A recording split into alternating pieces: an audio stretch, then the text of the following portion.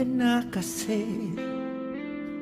Iwanan ang lahat, limutin ang pinapasan sa iyong balikat.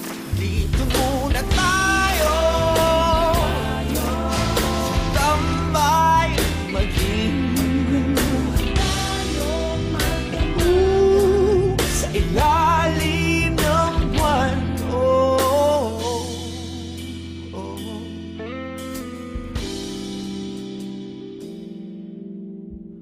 Ang oras ay ating huwag munang pansinin. Titigil ang mundo kapag magkasama tayo.